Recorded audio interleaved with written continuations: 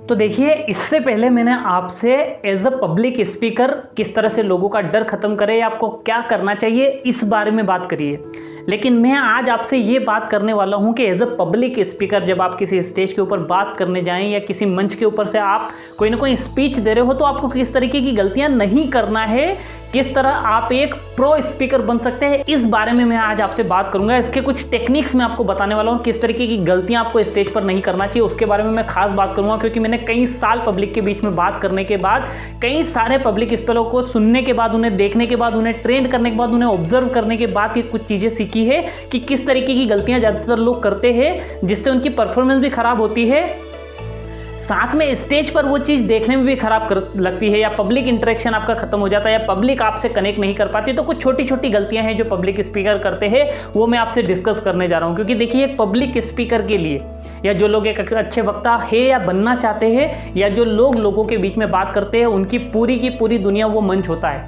वो स्टेज होता है, जो पूरी दुनिया, वहीं से उनकी दुनिया चलती है और वही उनके लिए दुनिया होती है। जैसे एक प्लेयर को आप देखेंगे कि एक प्लेयर के लिए एक मैदान ही उसकी दुनिया होती है। उस मैदान में की गई परफॉर्मेंस, उसका वहाँ का तरीका, उसकी वहाँ की टेक्निक ही उसे उसके करियर में आगे बढ़ाती है। वैसे ही एक पब्लिक स्पीकर के लिए मंच उसकी दुनिया होती है।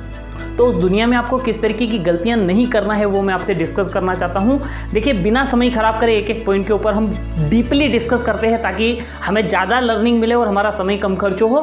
देखिए, जब भी कोई पब्लिक स्पीकर किसी मंच के ऊपर जाता है तो अधिकांश मैं पब्लिक स्पीकरों को देखता हूँ कि वो मंच पर जाने के बाद, लोगों के बीच जाकर खड़े होने के बाद कई बार अपनी चीज़ें ठीक कर रहे होते हैं। उन्हें इस बात का माइंड में चलता रहता है कि मेरी टाई तो खराब नहीं हो गई, कहीं मेरे बाल तो नहीं बिखर गए, मेरे कपड़े पता नहीं कैसे लग रहे, पता नहीं मैं लोगों को किस तरीके का दिख रहा हूँ, कहीं मेरा मेकअप तो खराब नहीं हो गया। इस तरीके की चीजें उनके दिमाग में चल रही होती है। लेकिन मैं आपसे एक बात कहना चाहता हूं कि मंच पर जाने के पहले, किसी भी स्टेज पर कदम रखने के पहले आपको जो भी चेक करना है या जो भी आपको देखना है, 1 घंटा लगा के आराम से देखो कि आपकी टाई सही है या नहीं है, आपके बाल सही से जमे हैं या नहीं है, आपका मेकअप सही है या नहीं है, आपने जो कपड़े पहने उस कपड़े में आप अच्छे लग रहे हैं या नहीं लग रहे हैं, या वो कपड़े ठीक से है या नहीं है। ये जो भी आपको चीज़ें चेक करना है, आपको जो भी सोचना है, उसके बारे में जो भी समझना है, जो भी बदलाव करना है, आप मंच पे जाने के पहले करें। एक बार अगर आप मंच के ऊपर जाकर ऑडियंस के बीच में खड़े हो गए, एक बार मंच के ऊपर पहुंच गए, तो फिर आपको इस बात से अपना पूरा ध्यान हटा देना है कि आपकी टाई कहाँ पहनी हुई है, आपके बाल किस तरीके के दिख रहे हैं, आपने कपड़े किस तरीके के पहने हैं। इन सारी चीज़ों के ऊपर से आपका ध्यान पूरी तरह हट जाना चाहिए। आपका फोकस, आपका ध्यान सिर्फ 2 चीज़ों के ऊपर होना चाहिए। पहली बात तो आप जो विचार, जो बात, जो कंटेंट, जो चीज़ मंच के ऊपर करने के लिए आए हैं वो सही तरीके से हो रही है या नहीं हो रही है, और दूसरा आपकी ऑडियंस आपके साथ कनेक्ट कर रही है या नहीं कर रही है। इसके अलावा आपका फोकस किसी चीज़ के ऊपर नहीं होना चाहिए। मैं कई बार जब मंच के ऊपर चढ़ता हूं तो उस समय मेरे बाल या मेरी टाई या मेरे कपड़े बिल्कुल ठीक होते हैं, क्योंकि उस समय मैं जा रहा हूं, मैं कोई परफॉर्म नहीं कर रहा कि चीज़ें बिगड़े। लेकिन एक बार जब मैं मंच पर चढ़ता हूं तो मुझे पता है कि मेरे बाल भी खराब होंगे, मेरे कपड़े भी बिगड़ेंगे, मेरी शर्टिंग भी निकल जाएगी, कई बार कुछ ना कुछ चीज़ें बिगड़ेगी। लेकिन आई डोंट केयर, मुझे वहाँ पहुँचने के बाद फ़र्क नहीं पड़ता, क्योंकि वहाँ पहुँचने के बाद मेरा मकसद एक ही होना चाहिए कि मैं अपनी बात सही तरीके से डिलीवर कर पाऊँ, मैं जनता को, पब्लिक को, ऑडियंस को कनेक्ट कर पाऊँ। वो जिस काम के लिए वहाँ आए हैं, क्या वो मैं उन्हें डिलीवरी कर पा रहा हूँ, ये सबसे बड़ा मकसद होना चाहिए।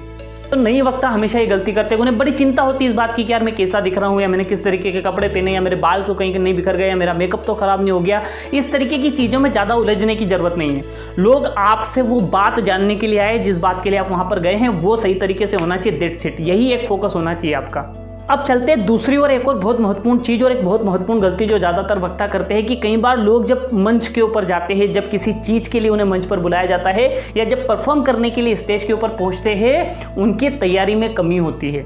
लेस प्रिपरेशन के साथ जाते हैं और एक्स्ट्रा ऑर्डिनरी सक्सेस की उम्मीद करते हैं, और जब वो नहीं हो पाता तो उनका कॉन्फिडेंस गिर जाता है। जब भी किसी मंच के ऊपर जाएं आप, जब भी आपको जिस काम के लिए, भाई जब आप किसी भी स्टेज पर जाते हैं तो आपको ये तो पता होता ना कि आपको क्यों बुलाया जा रहा है। आपको मंच के संचालन के लिए बुलाया जा रहा है, आपको किसी का परिचय देने के लिए बुलाया जा रहा है, आपको प्रेजेंटेशन देने के लिए बुलाया जा रहा है, आपको किसी प्रोडक्ट, सर्विस या किसी चीज़ की जानकारी देने के लिए बुलाया जा रहा है, या फिर आपसे जनरली किसी टॉपिक के ऊपर भाषण लिया जा रहा है। आपको जो भी बात होगी वो बताई जाती है, उसके बाद ही आपको मंच पर बुलाया जाता है। जब आपको पता है कि मुझे इस टॉपिक के ऊपर या इस चीज़ के ऊपर या इस बारे में मुझे मंच पर जाकर बात करना है, उसके बावजूद भी बहुत सारे वक्ता और बहुत सारे लोग होते हैं जो बिना तैयारी के मंच के ऊपर चले जाते हैं।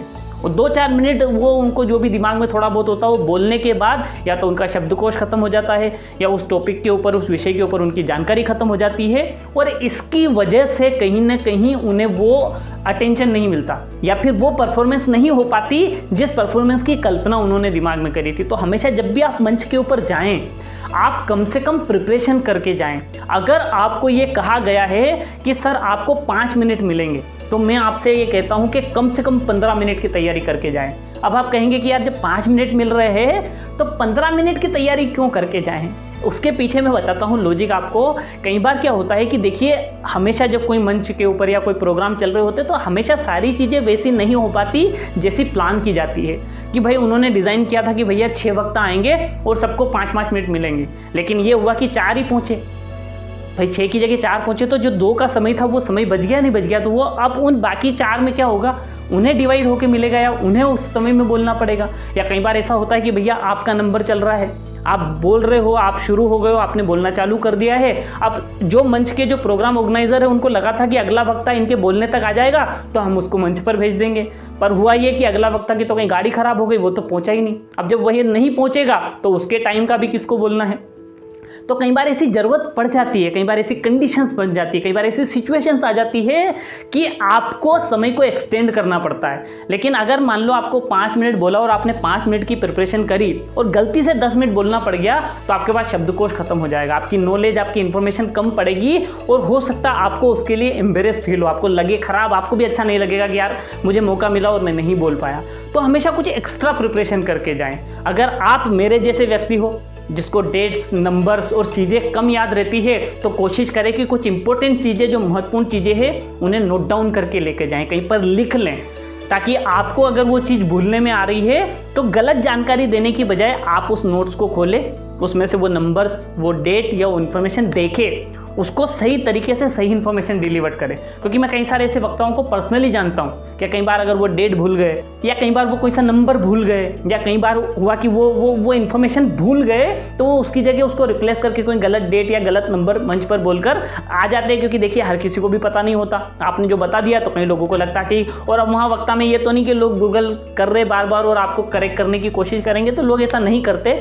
तो कभी भी ये गलती ना करें। अगर आपको नंबर्स और डेट्स या चीज़ें भूलने की समस्या है या आपको याद नहीं रहती, तो कोशिश करें कि उन्हें नोट डाउन कर लें और सही इन्फॉर्मेशन ही डिलीवर करें, ताकि आपकी छवि हमेशा बरकरार रहे। तो ये एक सबसे बड़ी चीज़ है जिसका ध्यान रखना है। अब अगली और एक और महत्वपूर्ण गलती जो मैं ज़्यादातर वक्ताओं को करते हुए देखता हूँ या ज़्यादातर मंच पर मुझे सुनने को मिलती है, रिपीटेशंस की समस्या होती है कई सारे वक्ताओं के साथ। अब आप कहेंगे रिपीटेशंस क्या? वो एक ही शब्द को या एक ही लाइन को या एक ही चीज़ को बार बार दोहराते हैं। अगर मान लो कि 10 मिनट आपने बात करी है किसी मंच के ऊपर और उस 10 मिनट में एक ही शब्द को अगर आपने 10 से 12 बार बोला है, एक ही लाइन को 10 से 12 बार बोला है, तो आप इस बात की गारंटी मान के चलो कि पब्लिक आपसे ऊब जाएगी, पब्लिक को वो कनेक्शन खत्म हो जाएगा, उनको कुछ नयापन ही नहीं लगेगा। अगर आप बार बार एक ही तरीके की लाइन अगर अपने इसमें दोहरा रहे हैं तो वो कहीं ना कहीं खराब इंपैक्ट डालेगा। तो उसके लिए क्या करना है कि अपना शब्दकोश बढ़ाएं। अब शब्दकोश बढ़ाने के लिए आप क्या कर सकते हैं? सबसे पहला, सबसे बेहतर और सबसे कारगर तरीका है तो किताबें पढ़ना। आप जितनी ज़्यादा किताबें पढ़ेंगे, आपका शब्दकोश, आपकी इन्फॉर्मेशन, आपकी नई शब्दावली उतनी ज़्यादा बढ़ जाएगी। हिंदी में वक्ताओं को सुने और देखिए, सबसे अच्छी खूबी अगर आप एक हिंदी वक्ता है और अगर आप मुझे सुन रहे हैं तो इस बात की तो गारंटी हो गई कि आप कहीं ना कहीं हिंदी वक्ता है, तभी ये हिंदी में मुझे आप सुन रहे हैं। तो अगर हम हिंदी वक्ता है तो हमारे पास तो ये सबसे बड़ा प्लस पॉइंट है कि हमारे पास शब्दकोश की कमी नहीं है, क्योंकि हिंदी में अंग्रेजी की अपेक्षा शब्दों का भंडार कई गुना ज़्यादा है। आप एक ही चीज़ के लिए कई सारे शब्द इस्तेमाल कर सकते हो। जैसे अगर मैं सूरज की बात करूं तो भाई अंग्रेजी में उसके लिए एक ही शब्द है कि सन। सन कह दो तो आपको जब भी सूरज का जिक्र होगा तो आपको सन ही कहना पड़ेगा। पर हिंदी की सबसे खूबसूरत बात कि जब भी सन का जिक्र आएगा तो आपके पास एक नया शब्द हो सकता है। कभी आप सूरज का इस्तेमाल कर सकते हैं, कभी आप सूर्य का इस्तेमाल कर सकते हैं, कभी आप दिनकर का इस्तेमाल कर सकते हैं, कभी आप रवि का इस्तेमाल कर सकते हो, और ऐसे कई सारे और भी शब्द हैं। हो सकता है शायद मैंने कभी नहीं पढ़े हो, लेकिन मैं आपको विश्वास दिलाता हूँ कि बहुत सारे शब्द हैं जिनका इस्तेमाल किया जा सकता है। या जैसे मान लो अंग्रेजी में अगर पत्नी है तो भैया वाइफ ही कह सकते हो आप, उसके अलावा क्या कह सकते हो? वाइफ कह लोगे, स्पाउस कह लोगे, एक आध शब्द और कौन से होंगे शायद मुझे नहीं पता। अगर हिंदी में कहना हो तो कितने सारे अर्धांगिनी कह सकते हो, पत्नी कह सकते हो, जीवन संगिनी कह सकते हो, और भी बहुत सारे शब्द हैं जिनका इस्तेमाल किया जा सकता है। तो बहुत बड़ी शब्दावली है इसके लिए भी। तो हिंदी की सबसे बड़ी खूबसूरती यही है कि शब्दों की कमी नहीं है, पर हमारे पास उसकी जानकारी नहीं है, तो हमें हर बार वही का वही शब्द दोहराना पड़ता है। तो अपनी शब्दावली को बढ़ाकर जाएं।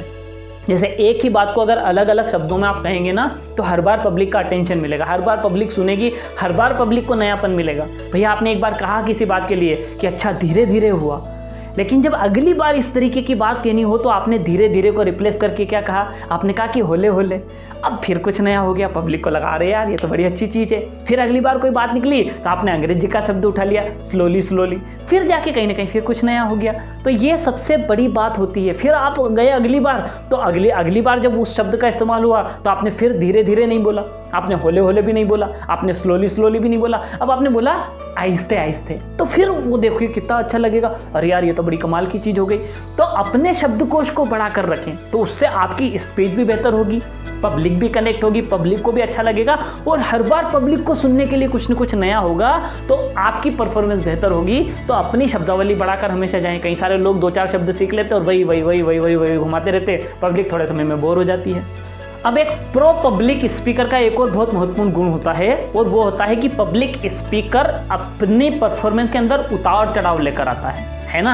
वेव्स में बातें करता है। वेव्स में क्या, जैसे समुद्र की लहरें कैसी एक जैसी फ्लैट नहीं आती कि भाई आपकी तरफ आ रही है, नहीं ऐसे चलती है, वेव में आती है ना। तो वैसे ही अपनी परफॉर्मेंस को भी आपको ऐसे ही चलाना है, क्योंकि देखिए अगर पब्लिक का अटेंशन चाहिए कि लोग आपको सुने, लोग आपके साथ बने रहे, लोग आपसे कनेक्टेड रहे, तो आपको अपनी परफॉर्मेंस में ये चीज़ अवश्य डालना चाहिए।